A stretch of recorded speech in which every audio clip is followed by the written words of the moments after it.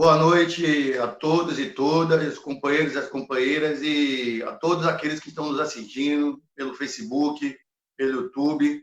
Hoje o nosso Cara a Cara tem a honra de receber aqui como nosso convidado o professor, médico, sanitarista, Dr. Carlos Alberto Trindade, que vai falar um pouco sobre a pandemia do Covid-19 e os seus impactos no ambiente laboral, nesse momento muito difícil que a classe trabalhadora tem passado, não só do ponto de vista de direitos, mas também as condições de trabalho no seu local, que você faz o seu labor.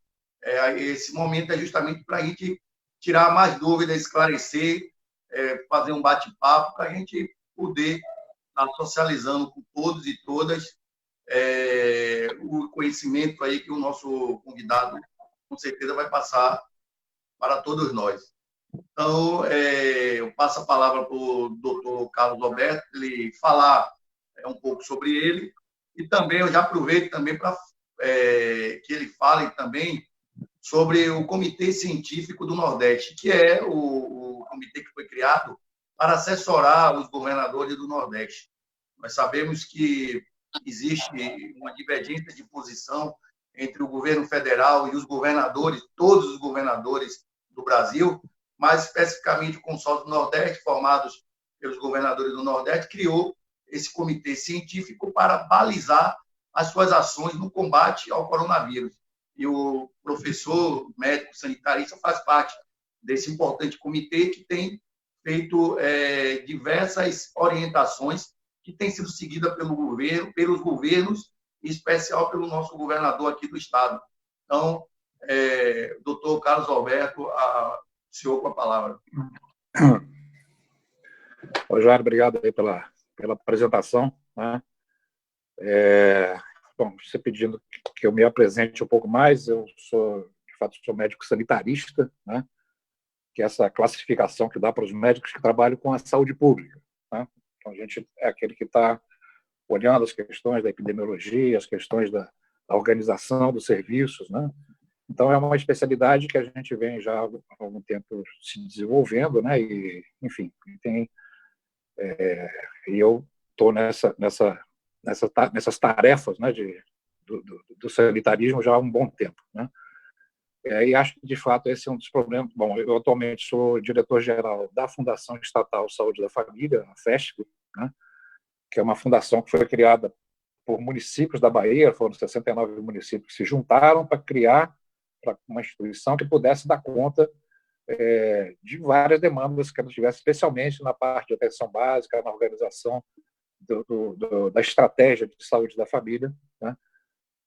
Principalmente para esses municípios onde você tem uma dificuldade maior, né, de acionar recursos, enfim, né, para atender a população, né? Então, a fundação ela já existe aí há 10 anos, né, que a gente completou esse ano, e vem prestando esse tipo de serviço, e a gente tem muitas parcerias estratégicas, parceria com o governo do estado, né, aqui em várias áreas, né,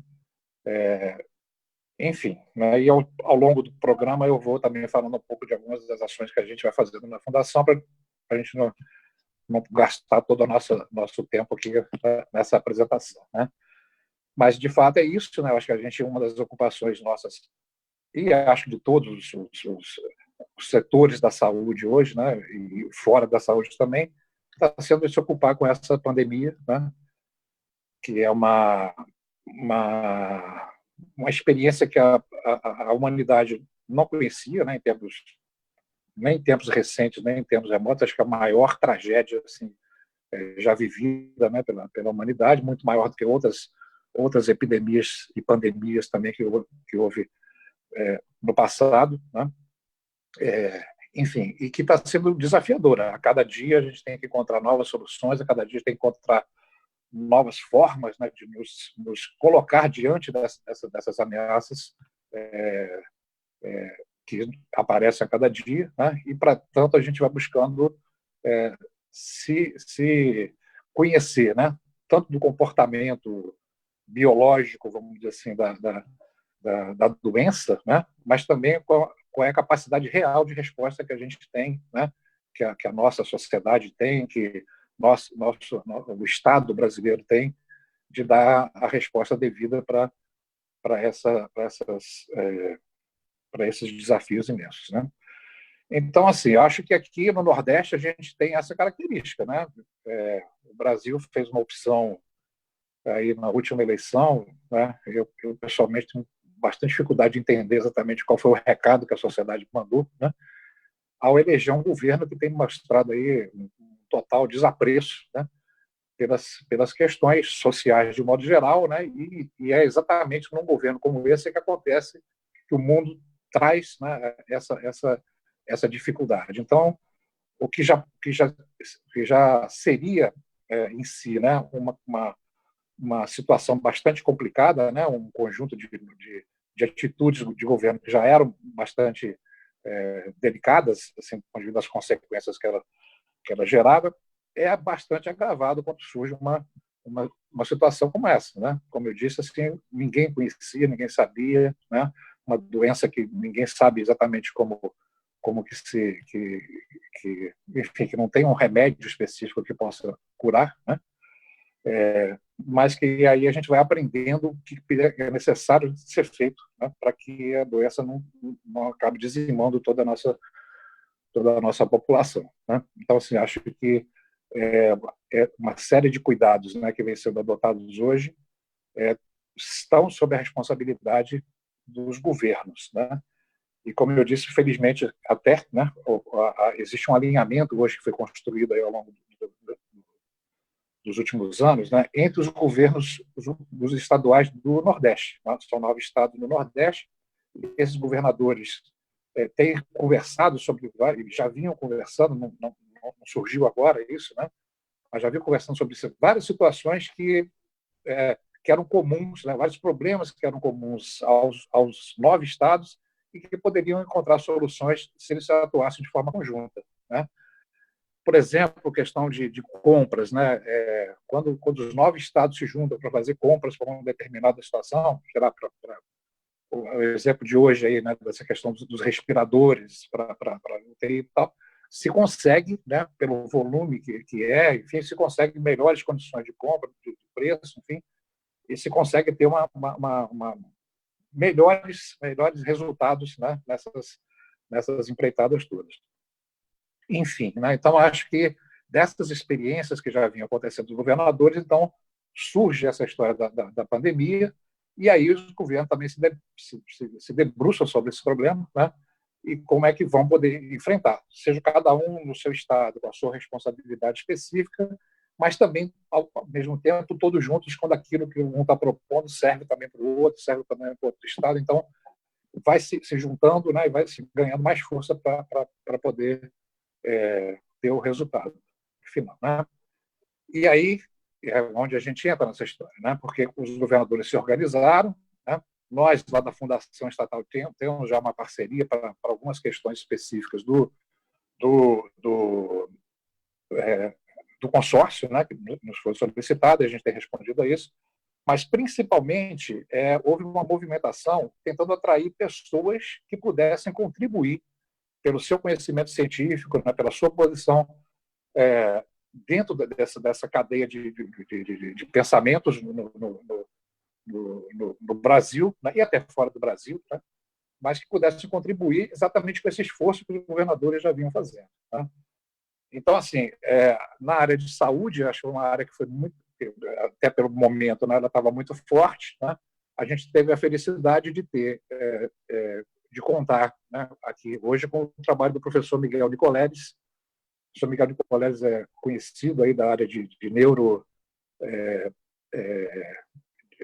neuroengenharia, né, de neurociência de uma forma geral, né? É um professor renomado aqui no Brasil e no exterior, é professor de universidade também nos Estados Unidos, né?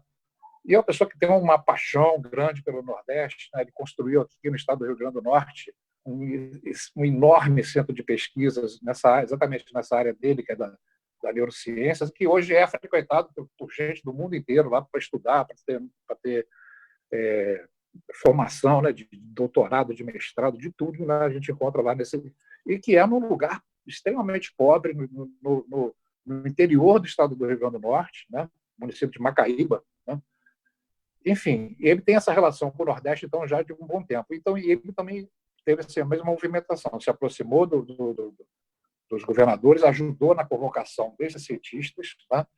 Criou um projeto, a gente hoje conta com um banco de colaboradores, tá? Como eu disse, cientistas do Brasil, de fora do Brasil, de cerca de 1.200 cientistas que hoje cooperam com esse comitê, né? Esse comitê científico, em apoio exatamente ao consórcio dos governadores do Nordeste. Tá? Então, assim, acho que essa é uma situação geral que está criada, né? Eu acho que ela cria um ambiente absolutamente favorável para que a gente possa, então, pensar em soluções o mais adequadas possível. Sabemos que a situação, né? Qualquer projeção que a gente faça hoje, né? Da evolução dessa doença, ela é muito ruim, né? Mesmo com todos os esforços que estão sendo feitos, né? Ela é muito ruim. A gente deve ter agora aqui para frente, infelizmente, as previsões são de que o final desse mês de maio, né, e o mês de junho quase que inteiro, vai ser exatamente o pico maior, né, de incidência da doença no Brasil inteiro. Né? Então, assim, o que se tentou fazer nesse tempo todo foi tentar fazer com que não chegasse todo mundo de uma vez só para o sistema de saúde atender. Até porque aí não teria condição nenhuma de atender. Né? Então, essas medidas de isolamento social, né, como a gente fala, servem exatamente para que saber que algumas pessoas vão se contaminar mesmo, vão ter doença, mas não vai ser todo mundo junto, entendeu? Então, indo aos poucos, né, parceladamente, vamos dizer assim, para o serviço de saúde, você tem mais chance de poder atender melhor essas pessoas que forem lá. Né? Mas ainda assim, sabendo que ia chegar um momento que ia ter um pico grande da doença, e nós estamos bem próximos dele aí agora pela frente. Né? O Brasil hoje está se aproximando de 1.000 mortos por dia, né? Vítimas da Covid. Né? E a gente conseguiu fazer, então, aqui, né, no Nordeste, para monitorar um pouco essa situação, a gente criou uma sala de situação, né, onde a gente consegue ter os mapas, né, mostrando como é que a doença está se comportando em cada ponto do Nordeste hoje, em cada um dos estados e tudo mais. Né? E isso a gente tem feito de uma forma bastante importante e segura, né? Porque a gente conseguiu desenvolver, com apoio aí também já de outras instituições, né? Conseguimos desenvolver um aplicativo, tá certo? E esse eu vou querer fazer minha propaganda, que não é uma propaganda porque a gente não ganha nada com isso, mas quem ganha é a saúde da população, né? Mas esse aplicativo e essas outras ações que a gente vem fazendo, elas, de fato, elas têm permitido com que a gente tenha mais informações seguras, tanto nós que cuidamos do processo, quanto o próprio cidadão, né? Ele pode ter no celular dele ali informações específicas sobre a sua saúde e tudo mais, como é que ele está. Né? E isso, então, felizmente, essa ideia foi comprada pelos governadores, hoje está sendo disseminada em todo o Nordeste, né? E aí qualquer um pode hoje baixar um aplicativo no seu celular. Se quiser anotar, quem tiver aí, é o Monitora Covid. Né? Você pode, tanto na loja da Google, para quem tem esses smartphone da Android, né?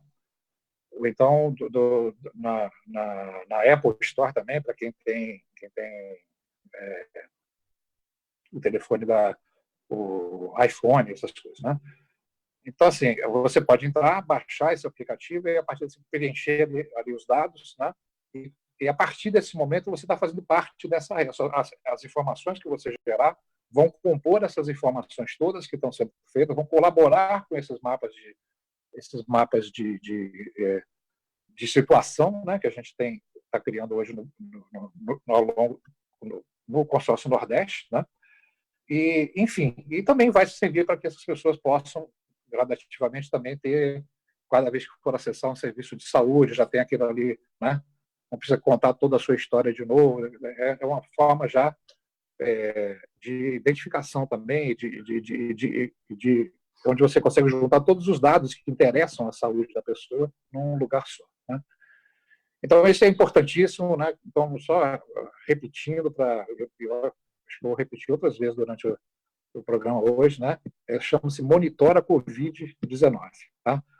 Então, você pode entrar nessas duas lojas, baixar esse aplicativo. Eu peço, por favor, até que as pessoas façam isso, que vai, com certeza, melhorar bastante, né, a qualidade dos dados que a gente vai estar dispondo hoje para poder enfrentar os problemas aqui no Nordeste, né? Tem outras questões, mas aí a gente vai falando ao longo do programa. Não sei se eu me estendi muito nesse primeiro momento, mas... Ok, professor, muito bom. E essas explicações são sempre boas, até para as pessoas tomarem conhecimento também, que isso é muito importante também, saber das ações e saber essas ferramentas que, de qualquer forma, não só informa, como muitas vezes até orienta, né, as pessoas a agir de forma a tentar, né, minimizar esses impactos. Professor, o senhor como médico, né, especialista em saúde pública, nós sabemos que as medidas de saúde pública, elas são muito largas, elas são muito abrangentes. Então, a higiene está dentro disso, a questão do trabalho seguro, e na medida em que nós estamos hoje vivenciando uma pandemia, como o senhor mesmo falou, um vírus que nem a comunidade científica tem domínio do que ele é, do que ele representa, de sua capacidade em termos de letalidade, de espalhamento. Então, muitas dúvidas ainda existem. E, no entanto, o que nós temos hoje de clareza é a higiene, o uso da máscara, nos ambientes laborais, evitar trabalhos que não são essenciais e inadiáveis, para que as pessoas diminuam, né, a presença num ambiente que tenha outras pessoas. E, nesse sentido, é que a gente tem essa preocupação quando a gente traz essa questão para o ambiente de trabalho. O cidadão, ele é cidadão quando ele está se deslocando da sua casa para o trabalho, mas dentro do seu local de trabalho, ele é o trabalhador. E nós, dos sindicatos, nós estamos mais observando as questões dentro do local de trabalho, sem perder de vista o que está ocorrendo em toda a sociedade. E o que está ocorrendo dentro do local de trabalho, e o que chama a atenção é justamente isso, muitas vezes algumas insensibilidades por parte de alguns gestores, e no caso específico nosso, da Petrobras, muitas vezes empresas contratadas da Petrobras têm sido, digamos, forçada muitas vezes, e algumas delas por iniciativa própria, a colocar os trabalhadores em condições de risco somente para cumprir contratos. Por que eu estou falando isso? Hoje, a gente, depois de muitas denúncias, muitas medidas foram tomadas. Era o refeitório lotado de gente. Teve situações que a gente conseguiu, pelo tamanho que a gente já conhece o refeitório, a dimensão, 300, 400 trabalhadores tomando um café, já no momento onde já se orientava o distanciamento social. E, no entanto, os empresários ainda insensíveis colocavam os trabalhadores nessa situação. Os ônibus vinham lotados. E a gente fazendo todo o processo de denúncia, tentando demover que, nesse momento, não só a questão da saúde, a questão da vida do trabalhador, que deve ser prioritária, que até o lucro do empresário, que eles ficam mais preocupados com isso, vai ficar comprometido se aquela força de trabalho adoecer e não tiver condições de fazer com que a produtividade seja mantida no momento posterior. E a gente sempre chamou a atenção disso. Algumas medidas, como eu disse, foram tomadas. Mas, no entanto, a gente percebe que, vez por outra, existe uma força que inobserva essas medidas. E aí foi o que a gente estava até pensando. Falta de direção. A Petrobras é uma empresa estatal, que o controlador ainda é a União, e vamos lutar para que continue sendo uma empresa do Estado, mas, ao mesmo tempo, ver que o presidente da Petrobras é nomeado pelo presidente da República que desestimula e, na contramão da orientação da Organização Mundial de Saúde, inclusive das secretarias de saúde dos estados, orienta a volta ao trabalho.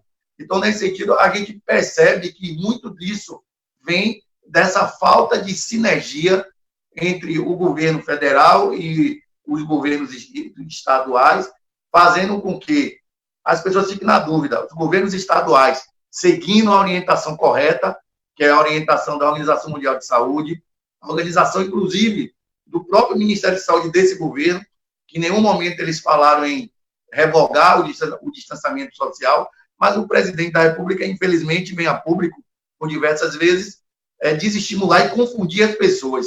Isso a gente tem visto um impacto direto no nosso local de trabalho.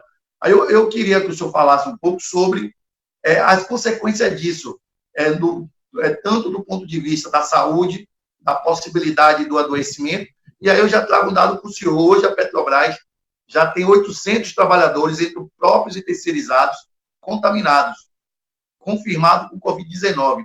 Já temos aqui na Bahia alguns óbitos. Então, com certeza, por conta dessas insensibilidades que, por mais que nós denunciemos, por mais que nós pressionemos para que a empresa, tanto a Petrobras como as prestadoras de serviço, pensem no trabalhador, na vida, ainda é insuficiente, porque eles buscam burlar e colocar o trabalhador em situação de risco. Aí eu queria que o senhor falasse sobre essa possibilidade de espalhamento no ambiente de trabalho e as suas consequências. Olha, acho que você fez várias perguntas em uma só, né? Eu acho assim, primeiro, acho que é um pouco do comportamento do vírus, da transmissão dessa doença, né? Como eu disse no começo, é uma doença provocada por um vírus, né? Infelizmente, a humanidade não conhece remédio para matar vírus, né? Se fosse outras infecções, a gente sabe, né? Se você tiver uma infecção bacteriana, você toma antibiótico, ele vai lá, mata a bactéria, acabou, né? Se tiver um problema com fungo, por exemplo, vai lá e mata, mas vírus não. O vírus a gente nem sabe se ele é vivo ou se não é. É uma partícula de alguma coisa que entra no seu organismo, toma conta de você, né? Enfim, mas felizmente ele tem um tempo dele de existência, dependendo do estrago que ele fizer no tempo que ele está lá dentro. Mas ele tende a sair, terminar, né? É uma doença que tem começo, meio e fim.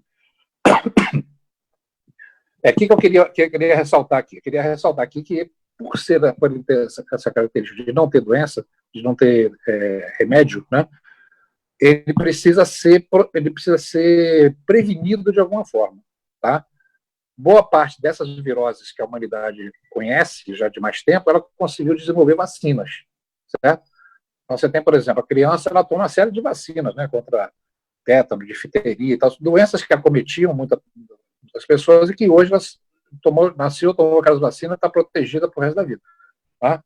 E outras que você vai durante a sua vida também se protegendo, como até alguns tipos de gripe que ultimamente a gente já vem conseguindo ser vacinado, né? Mas essa não tem, essa não foi, a humanidade não chegou ainda numa vacina para proteger as pessoas, né? Então, a única forma, e não existe outra, qualquer um que falar que existe outras formas está mentindo, né? Mas a única forma de se cuidar disso é você não permitir que exista a transmissão de uma pessoa para outra, tá? Seja diretamente, quando uma pessoa está conversando com outra, que fica soltando aqueles perdigotos, né, que sai na fala, sai na respiração, sai em vários lugares, né? Isso pode afetar outra pessoa que estiver na frente, né? Ou seja, também a gente está falando aqui, eu estou aqui em cima de uma superfície, quando eu acabar de falar, aqui vai ficar todo marcado, né, pela minha presença aqui, e se eu estiver soltando vírus, esses vírus vão ficar aqui também um tempo, entendeu? Então pode ser que eu vi uma outra pessoa que sente aqui nesse lugar, que tenha contato com isso, e aí sim ela passa a se contaminar com a doença, e vai daí para frente. Então, assim, quando a humanidade se viu diante desse problema, né, ela falou, só tem dois caminhos. O caminho é fazer com que as pessoas, já que transmite de uma para outra, não deixe essas pessoas, então, ficarem próximas, né? E se tiver o máximo de se aproximar, você protege especialmente aquilo que faria com que ela pudesse estar jogando no espaço, né, essas gotículas, esses perdigotos. Né? Então, quando você coloca uma máscara, né, é exatamente para isso. Tem gente que fala, vou colocar uma máscara para mim não pegar a doença. Mas não é isso, a máscara não tem essa função. A máscara tem a função de você, se por acaso você tiver, você não transmitir para mais ninguém. Tá certo? Então, se todo mundo estiver usando máscara, pode ter um que esteja contaminado e outro tal, mas ela não vai estar contaminando todo mundo. Tá certo? Tem uma certa proteção para o coletivo. Né? E a outra é você tirar de circulação mesmo, né? Fazer assim, não permitir que exista aglomerações, né? Agrupamento de pessoas, né? E, como você disse, assim, infelizmente, isso está acontecendo, né? E aí assim, eu não trataria isso como uma mera irresponsabilidade, eu trataria isso como um crime, né? As pessoas sabem exatamente, né, que você juntar as pessoas num determinado ambiente, você hoje está fazendo elas correrem um risco muito grande. Né? A quantidade de gente que morre por conta disso, eu estou dizendo, o Brasil está chegando perto de 1.000 mortes por dia. Não é pouca coisa. Né? Você citou aqui na Petrobras mesmo quantas pessoas já se contaminaram e mortes, inclusive, aqui na Bahia. Né? Sim. Enfim, né? Então, assim, eu acho que não tem como você tratar levianamente quem também está tratando levianamente esse problema. Né? Então, por exemplo, um patrão...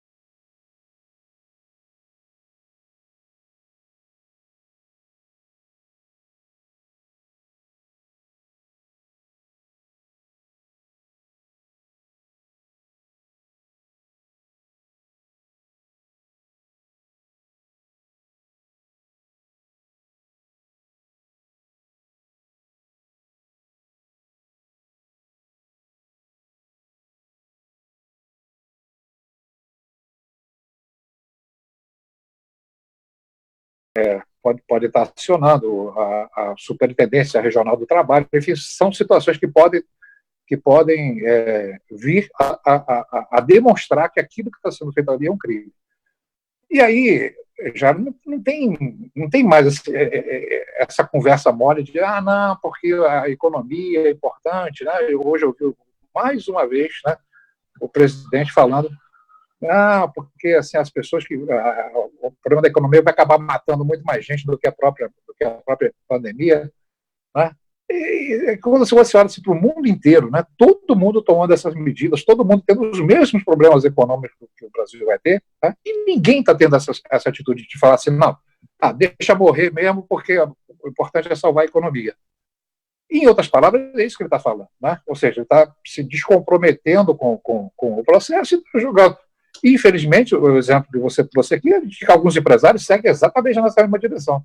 O importante aqui é que a minha empresa gere o lucro que eu estou esperando, que o meu balanço feche positivamente, morreu 2, 3, morreu 2, 3. A gente morre mesmo, né? Como eles dizem, né, o tempo todo. As pessoas morrem mesmo. Entendeu?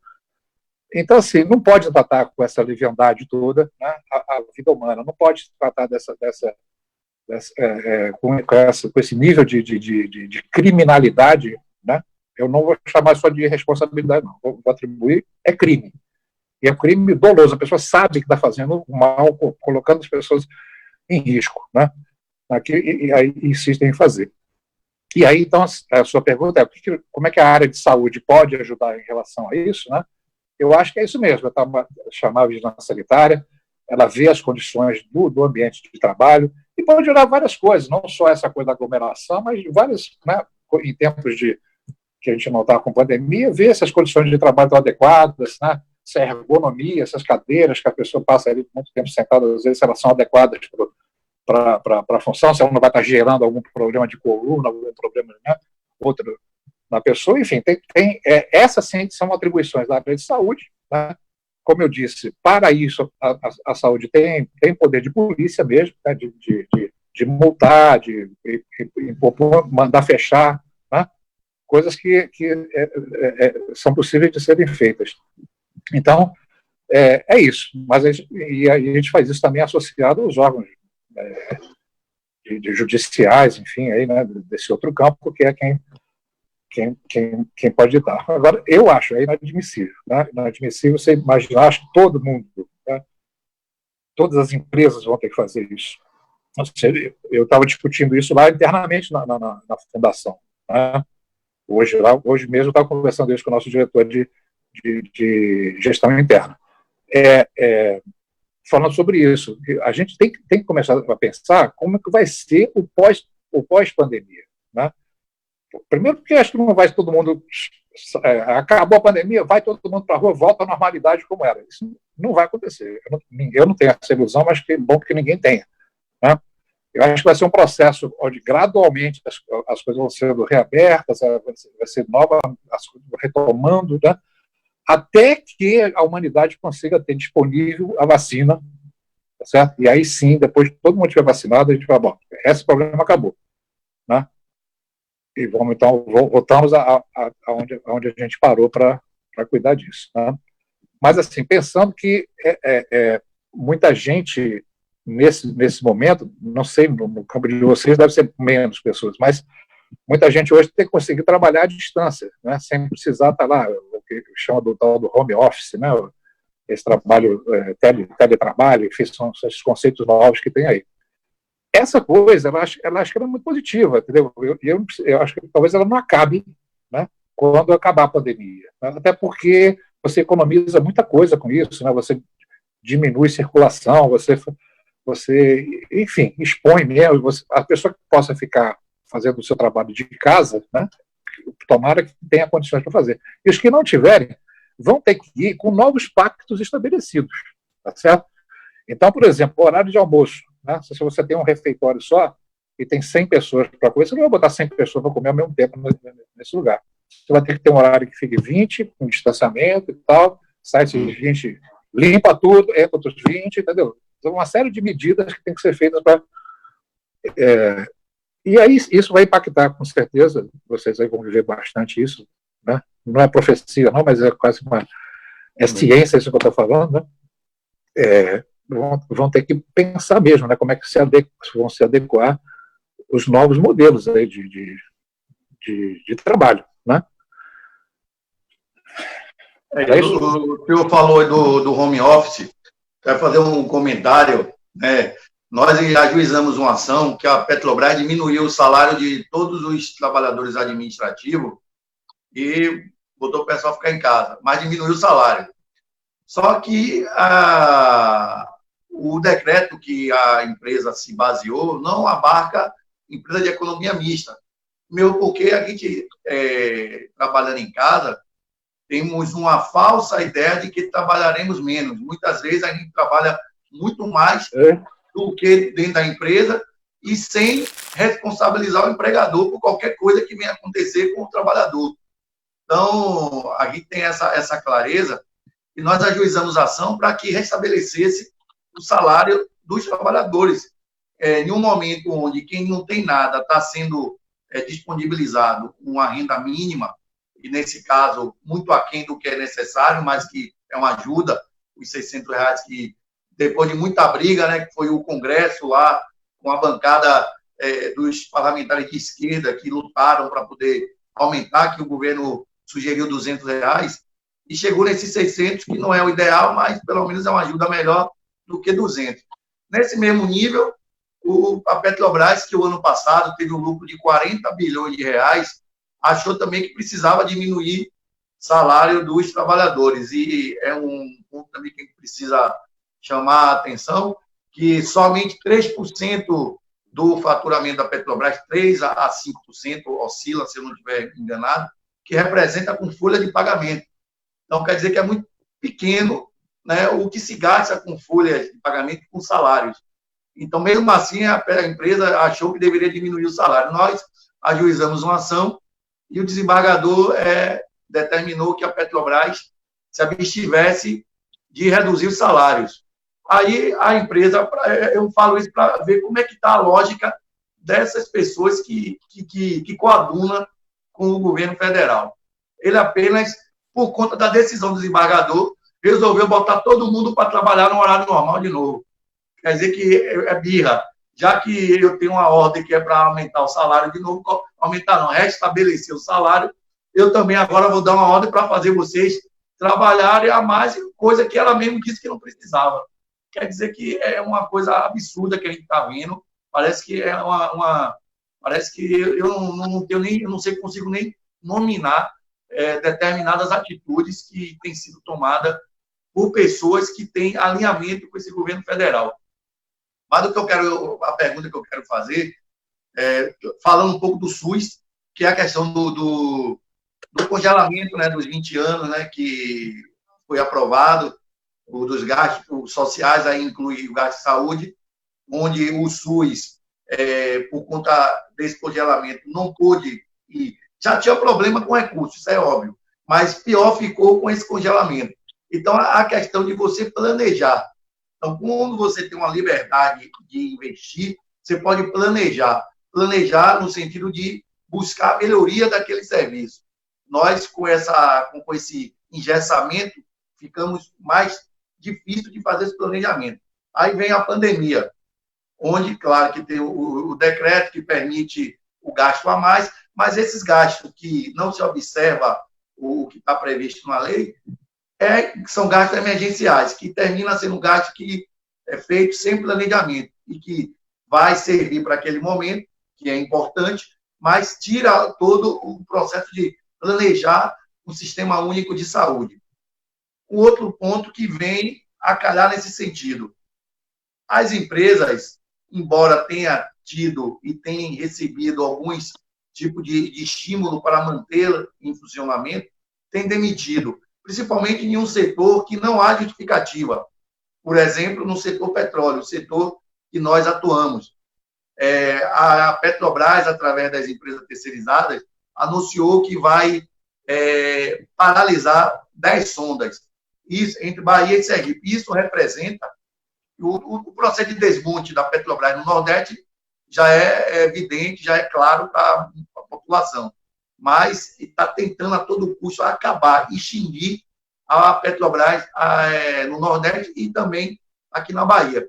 Com essa paralisação dessas sondas, devem ser suprimidos de 800 a 1.000 empregos aqui no estado da Bahia.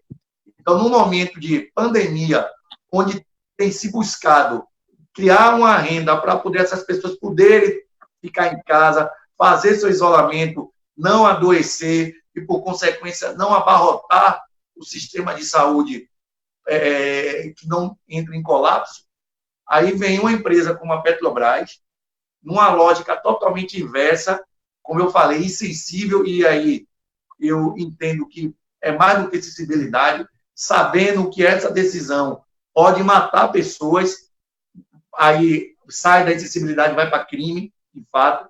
Então, hoje, temos quase a decisão de demitir 1.000 trabalhadores. Aí vem 1.000 trabalhadores que vão ficar demitidos e, caso fiquem doentes, vão para o SUS. Então, mais gente precisando do SUS, mais gente recorrendo ao SUS, quando que deveria ser diferente, onde todas as pessoas deveriam ter o SUS como seu sistema de saúde, extinção do sistema privado, mas que recursos fossem cada vez mais alocados para o SUS atender essas demandas. Então, ao inverso, ele reduz o recurso do SUS, mas joga trabalhadores no desemprego, que, caso precise, vá buscar o SUS. Então, esse impacto, eu acredito que seja fenomenal. E o senhor, como profissional da área, deve vivenciar com muita tristeza coisas nesse sentido. Ainda mais, eu friso, porque se trata de um setor que não existe justificativa para demissões. A única justificativa é o que hoje o presidente da Petrobras anunciou, que o objetivo é maximizar o lucro, como eu falei. Eles querem aumentar o lucro para dar para os acionistas. Como também eles anunciaram agora a privatização, né, a venda de termoelétricas também, que com certeza vai impactar a vida de mais outras centenas de trabalhadores. Então, em um momento difícil que nós estamos passando, de pandemia, onde as pessoas têm que ficar em casa, as pessoas têm que ter o mínimo de capacidade de sustento. Aí tem diversas ações, diversas medidas, onde aumenta e piora a situação desses trabalhadores. E aí, nessa lógica, o SUS, como é que fica o SUS para atender essas pessoas e também essas pessoas ficarem adoecidas, que vai além do Covid, inclusive adoecimento emocional, do ponto de vista de você perder a esperança de sair menos prejudicado possível em um momento onde aponta para uma situação muito difícil. Rapaz, essa pergunta é com tristeza, né, que a gente responde, que a gente pensa nesse assunto. Primeiramente, a Petrobras, né? Acho que se você falou aí, acho que eu, na minha trajetória de vida, conheci a Petrobras sempre como uma empresa que nos orgulhava muito de ser brasileiro, de ter essa empresa, né? Sendo nossa. Todo brasileiro se sentia um pouco Petrobras, né? O que acontecia dentro da Petrobras era um reflexo do valor que o povo brasileiro dava à Petrobras, né? Enfim, e esperava que isso aí correspondesse, e a Petrobras também, né? Por exemplo, eu convivi um bom tempo, né, com um presidente da Petrobras, de quem eu tenho muita saudade do tempo que ele estava na Petrobras, que foi o nosso baiano aqui, o José Sérgio Gabriel, né? Então, assim, a gente percebia que nessa época, né, em outras épocas também, mas nessa muito fortemente, eu vi muito de perto isso, né, ver assim, o quanto que a Petrobras era responsável também, se sentia, da mesma forma que o brasileiro se sentia responsável pela Petrobras, a Petrobras se sentia responsável pelo brasileiro. Então, assim, o lucro que a Petrobras gerava, e a Petrobras sempre foi essa grande empresa mundialmente respeitada, né, o lucro que hoje eles estão querendo repartir com os acionistas era assim como se todos os brasileiros fossem acionistas da Petrobras, né? E aí, então, assim, cada ação social que a Petrobras fazia, né, era quase que um retorno daquilo também que o brasileiro tinha como expectativa em relação à própria empresa, né? Então, assim, muito bom, foi uma época muito importante, né? E eu acho que a gente viveu bons momentos, né, na área de saúde, né, na medida que a gente tinha uma Petrobras também dinâmica, gerando condições favoráveis para o Brasil todo, né? Também a gente tinha uma época de a gente poder pensar em criar um sistema de saúde que também fosse do orgulho da população brasileira, né? Como, por exemplo, você tem, assim, hoje a gente vê no noticiário, quem acompanhou, por exemplo, a situação lá na Inglaterra, né, que aquele primeiro-ministro era meio parecido com o nosso presidente aqui, né? Ele falou, não, isso tudo aí é uma gripezinha, não sei o que e tal, até o dia que ele pegou a pandemia, foi para o hospital, ficou malzão, né? E depois, nesse período todo, então, já começaram a perceber que não era bem assim. Hoje, a Inglaterra, eles fizeram um processo, assim, está tudo fechado mesmo, você não consegue não tem nem discussão, entendeu? Assim, né? Tem que tomar medidas bem severas em relação a esse distanciamento, né?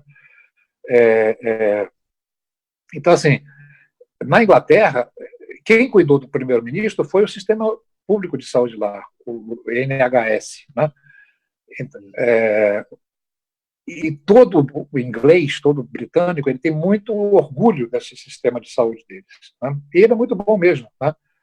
Assim, e ele tem ele faz coisas que eles se orgulham, ficam sabendo que está feito, e todos eles defendem aquilo lá como sendo seu mesmo, enfim. Né? Aqui no Brasil, assim, o SUS ele foi criado um pouco da expectativa geral da população. Né? Quando o SUS foi criado, era um momento de efervescência dos sentimentos democráticos. Né? Foi na época da Constituinte, né, de 1988, que acho que foi onde se consolidou a ideia do Sistema Único de Saúde, mas ele já vinha de uns anos atrás, acompanhando aqueles movimentos da direta já, da anistia, né, coisa que foi o final da ditadura militar, né, e caminhar para essa fase de democracia. E assim, eu já sou bem velho, né, também participava dessas épocas aí, enfim, e a gente sempre tinha isso assim, como referência, nós vamos fazer um sistema de saúde que ele vai ser do orgulho de todo mundo, né? E por isso que ele se pretende ser um sistema de saúde que atende a todas as pessoas, né? Você fala assim, por exemplo, as pessoas quando saírem da Petrobras vão ter que ir para o SUS. Quer dizer, se você pensar bem, todo mundo já está um pouco no SUS, né? O SUS já tem, a gente acabou de falar aqui da vigilância sanitária. Quem faz a vigilância sanitária das empresas, de qualquer outro lugar, é o SUS, né? Quem garante qualidade da comida, do ar, de não sei o que, é o SUS, né? Enfim, quem garante as vacinas, quem garante os transplantes, né? Fala um plano de saúde mais bacana que você conheça que faça transplante de alguma coisa? Não faz. O SUS é recordista mundial de transplantes, né? Então, são os números do SUS são números muito impressionantes na quantidade de coisas que ele faz com toda a dificuldade que ele tem, né? Com todo, quase que milagres que são feitos, né, no Brasil inteiro. Você tem boas experiências, né? Mas, infelizmente, você também tem mais experiências ruins, né? E que, às vezes, elas são muito mais exploradas, especialmente pela mídia ou por outros interesses, né? Quem é que tem interesse que o SUS não funcione igual funciona o sistema público da Inglaterra? São empresas que vão vender plano de saúde aqui, que vão vender hospitais privados, que vão fazer outra, né? Que se colocam em confronto com isso, né, para poder lucrar de outra forma. Mesmo, muito parecido com a Petrobras. Quem é que tem interesse que a Petrobras fique frágil? É exatamente quem tem interesse, né, em privatizar a Petrobras, que tem interesse em ter lucros, né, pessoais, né, até quase com uma empresa dessas. Né? Então, assim, esse jogo de interesses que existe, ele nos aproxima muito, nós da saúde, com vocês da área do petróleo. E assim, eu acho que é muito interessante isso. Né? Quando você fala assim, quando há esse corte de recursos para o SUS, que já não tinha, né? Já era frágil, né? Engraçado, isso era um momento que a gente vinha discutindo o que fazia, por exemplo, com a questão dos. Por isso que eu lembrei do Gabriel. O que a gente ia fazer com os royalties gerados pelo petróleo, pela exploração do petróleo. Era um destino para a saúde e para a educação. Entendeu? Então, assim, o setor da saúde ia ter um ganho muito grande com isso. Nosso SUS ia poder melhorar bastante, né, se ele tivesse esse aporte ali. Mas, sabe como é que é? Muda, daqui a pouco não chega mais, daqui a pouco ninguém mais discute isso. Tá? Então, essas coisas vão se perdendo. Mas o que a gente não pode perder, nem vocês aí da área do petróleo, nem nós da área de saúde, né, é a esperança, né, de que a gente vai, que isso tudo que nós estamos vivendo hoje é um grande pesadelo, né, que a gente vai conseguir passar por isso e vai, de fato, conseguir retomar os caminhos. Acho que é impossível que o Brasil, com toda a sua riqueza, com a beleza da nossa gente, né, com todo o potencial que nós temos, a gente não consiga ser o país, né, que todos nós sonhamos e temos. Isso é assim, nós temos capacidade de ser isso. Nós temos gente boa pra caramba aqui nesse país para fazer tudo isso, né? A gente tem recursos para fazer tudo isso, né? Então, aí, tendo outras destinações, tanto as pessoas estão sendo deixadas de lado, como também os recursos, dando outras destinações. Mas, paciência, eu acho que a gente tem que ter esperança, determinação aqui para saber que a gente vai encontrar um caminho para voltar a momentos de mais prosperidade, seja para a nossa Petrobras, seja para o nosso SUS, né? É isso. Ok, professor, já estamos, deixa eu ver aqui, 20h52. Eu vou fazer uma fala e vou passar para o senhor para a gente já encaminhar para a finalização. Já vai dar uma hora de live, muito importante. Mais uma vez agradecemos a participação do senhor. Os companheiros que estão nos assistindo, a gente também agradece aí para a gente poder estar sempre divulgando e depois vocês compartilhem. Está no Facebook, está no YouTube, para a gente alcançar o máximo de pessoas possíveis. Como o professor falou, se nós estivéssemos com tudo que não é perfeito, mas de qualquer forma, se nós estivéssemos com um projeto anterior, onde em 2010, a lei que o senhor se referiu, que destinava 25% para a saúde, 75% para a educação, no caso específico da saúde hoje, estaríamos muito melhor preparados para enfrentar essa pandemia, porque o pré-sal hoje é uma realidade. Hoje, mais da metade da produção de petróleo brasileiro vem do pré-sal. Então, se eles não modificassem as leis e não tirassem o foco que era saúde e educação, com certeza hoje nós teríamos um SUS melhor preparado para poder atender a população. É claro que, como o senhor falou, o momento é difícil para todos, até para aqueles países que estão preparados, mas, com certeza, os impactos para a população são bem menores quando se tem um sistema de saúde universal e que coloque o ser humano no centro de todas as suas decisões. E assim que deveria ser, com empresas estatais, e, como o senhor falou, a Petrobras é uma empresa que, eu sempre digo, que para além de ser empregadora, ela é uma empresa que tem uma missão para o Brasil e para o povo brasileiro. Ela foi criada para isso, criada para atender a demanda dos derivados de petróleo, para que o país ficasse independente e soberano diante dos países que tentam se utilizar de suas capacidades para poder submeter outros países, e também pegar essa riqueza e reverter para o povo. E nós estamos percebendo hoje que a Petrobras tem deixado de cumprir essa função. E a população já sente o afastamento da Petrobras, de empresas como a Petrobras, próxima.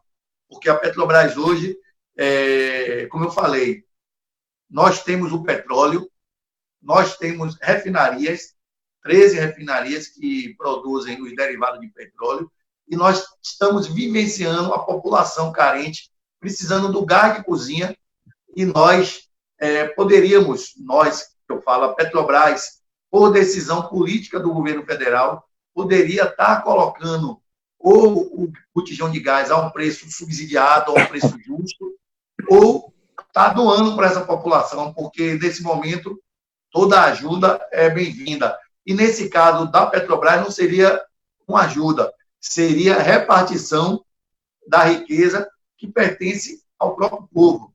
Nós fizemos algumas ações, distribuímos 220 botijões de gás ao preço de R$40, e nós percebemos que a população abraçou com tanta gratidão essa ação, porque R$30 a mais que eles conseguiram pagar pelo botijão de gás garantiu o feijão, garantiu o açúcar, garantiu a farinha, garantiu um outro mantimento que ele não compraria se fosse pagar o valor normal do gás.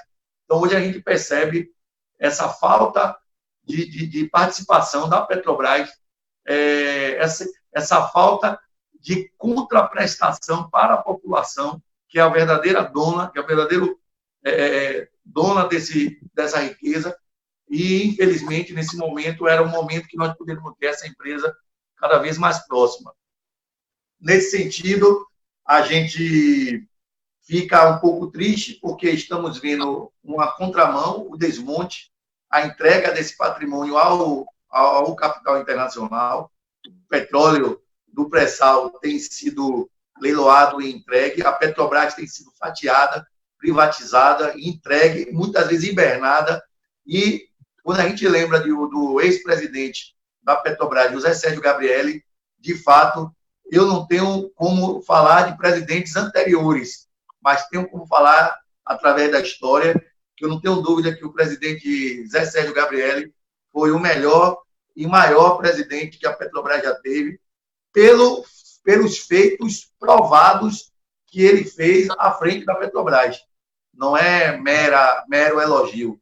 Quem pega a Petrobras, depois do nosso saudoso Dutra, que a Petrobras passa para a mão de Gabrielli, a Petrobras cresceu exponencialmente e realmente passou a ser uma esperança para o povo brasileiro. Mas, infelizmente, foi abortada com o golpe de 2016 e nós agora estamos com um presidente insensível, entreguista, antipatriota, racista, misógino, à frente da nossa República e, muitas vezes, estimulador de genocídio, para não falar um genocida. Porque, afinal de contas, quando o senhor mesmo coloca, sabendo-se que se juntar a população, as pessoas voltarem a trabalhar, essas pessoas vão adoecer, vão buscar o serviço médico, não vão ter leito para todo mundo, vai morrer muita gente. Sabendo disso, orienta ações para que isso ocorra, realmente não dá para falar de insensibilidade e sim falar de genocídio da população pobre e que é a classe trabalhadora. Essas considerações últimas que eu faço, e a categoria petroleira no estado da Bahia agradece a participação do senhor. Estamos também aqui abertos para qualquer situação que a gente possa estar fazendo uma ação, uma ajuda, porque é nesse momento o que um puder fazer para poder fortalecer esse campo popular é de fundamental importância. Aí eu passo a palavra para o senhor fazer as considerações finais e a gente começar a finalizar a nossa live. Jairo, olha, eu me preparei aqui para participar de uma entrevista, enfim, mas acho que a gente participou de um grande bate-papo, né, que está me deixando muito feliz de estar aqui, né, estar tendo essa oportunidade. Talvez vocês estejam contribuindo mais para mim do que, de fato, eu acho que eu estou trazendo de contribuição aqui, né? Mas, assim, eu acho que a gente tocou em pontos muito, muito importantes, né? Assim, eu acho que é difícil a gente pensar isso nesse momento que o Brasil está vivendo, né? A gente, quando sai daqui desse ambiente, liga uma televisão, vai ver um noticiário, você, né, chega a dar assim, um mal-estar mesmo. Ou seja, primeiro, assim, de ver o que está acontecendo em termos de perdas, né? De vidas de brasileiros que estão ali morrendo, né? Por conta dessa parte, né? Eu citei aqui antes o professor Nicoleles, né? Ele tem uma expressão que eu acho muito interessante. Ele diz que a gente vive dois problemas aqui no Brasil. Um é a pandemia, né? E o outro é o pandemônio, né? Que é o que esse governo acaba fazendo em termos de confusão, né? Enfim, mas que eu concordo totalmente que são práticas, são atitudes absolutamente genocidas, né? Com graves consequências mesmo para toda a nossa população, para essa geração toda que está vivendo isso, né? Enfim, para tudo que, inclusive, pode comprometer o que vem aí pela frente, né? Mas, assim, eu queria ressaltar exatamente isso, né? Gostei muito de estar aqui hoje, né? Acho que foi um tempo bem aproveitado, né? A gente conseguiu tratar de vários pontos. Eu falei, né, no começo, queria só dar um reforço aqui agora, né? Em relação a essas possibilidades, né? Que a gente está trazendo aí através do Consórcio Nordeste, através do Comitê Científico do Consórcio, né? Que está trazendo essas possibilidades de atender melhor um pouco a população, diminuir um pouco dessa angústia que está todo mundo vivendo, né? Então, queria insistir para que as pessoas, quem fazerem logo isso, né, baixar o aplicativo, né, que é o Monitora Covid-19, né? Eu já falei que está nas duas lojas, tanto do iPhone quanto do Android, enfim, né? Eu acho que é bem importante isso para as próprias pessoas e para o controle geral, né? E outro serviço que é muito importante, que a gente criou juntamente com o governo do Estado, com a Secretaria de Ciência e Tecnologia, né, que aí a nossa fundação participa muito diretamente disso, um programa de atenção, né, de orientação geral em relação às dúvidas que as pessoas têm quanto à doença, né, a Covid. Tá? Então, a gente disponibiliza hoje um número, que é o número 155, né? Esse número 155, qualquer pessoa aqui na Bahia que discar para ele de qualquer parte do estado, né, ela vai ser atendido por médicos, tá certo? Que vão dar orientação, ó, se você sentiu qualquer coisa diferente, pode ligar para o 155, e nesse 155, então, ela vai ter um encaminhamento para aquilo que ela vai indicar, onde é que é o melhor serviço, mais próximo, enfim, tá? Dar um atendimento seguro para que essa pessoa vá. Então, ela vai ser atendida sempre supervisionado por médicos, né? É um serviço muito, muito bom, né? Desde, eu falei, participa a Secretaria de Ciência e Tecnologia, né? Participa a Fundação Oswaldo Cruz, a Fiocruz, né? Aqui da Bahia, que está junto com a gente nisso, a Fundação Estatal, de onde eu venho, né? Enfim, tem tido todo o apoio também aí do governo do Estado, né? Para que esse atendimento também seja garantido aí para a população, tá? Então, reforçando, o aplicativo Monitora Covid, né? E o número desse telecorona é o 155, tá? Então, assim, para quem precisar, pode usar qualquer um desses dois recursos que são à disposição de toda a população, não tem custo nenhum para isso, tá? Então, assim, agora concluindo de fato, né, agradecer essa oportunidade, né, como eu disse, foi um momento muito rico para mim também. Eu acho que o contato aí com a categoria, né, do pessoal da área do petróleo é muito legal, né. Eu falava do Gabriel aqui, mas eu preciso também falar uma outra coisa, que antes do Gabriel ele tinha o Zé Eduardo Dutra, né, que também eu achava que ele tinha uma virtude também, outra, que ele era muito botafoguense, eu sou botafoguense, né? Então, sou Botafogo direto, né? E o Dutra era muito botafoguense também, né? E aí a gente tinha lá alguns problemas, né? Porque assim, você fala assim, Dutra, como é que pode, né, você botafoguense desse jeito e tal? A Petrobras, nesse momento, está patrocinando o Flamengo, né? Tinha lá o Lubrax, não sei o que tal, todo no Flamengo. Eu falei, como é que você faz uma traição dessa? Aí ele falava assim, olha, eu sou presidente da Petrobras, sou botafoguense, mas eu tenho juízo, né? Porque a torcida do Flamengo é infinitamente maior do que a do Botafogo, então não vou comprar essa briga, não, porque a gente continua botafoguense desde que a Petrobras cumpriu o seu papel. Né? Então, assim, também com muita saudade, a gente lembra dele, né? Uma pessoa está fazendo muita falta hoje, né? Você foi muito cedo. Enfim, então, assim, eu estou muito feliz de estar aqui nesse ambiente, né? Eu acho que o Sindipetro é um lugar, uma instituição que a gente valoriza muito, né? E espero que a gente não termine aqui essa aproximação, que a gente continue tendo outros momentos, outras oportunidades, colocar à disposição lá a Fundação Estatal, o próprio Comitê Científico do Consórcio Nordeste, para que vocês também possam se interessar, né? Eu acho que é muito bom que a gente faça debates como esse que a gente fez aqui hoje, né? E que a gente contribua para quem pode estar aí nos assistindo. E espero que tenha sido bom para todo mundo. Tá? Obrigado e boa noite para todo mundo.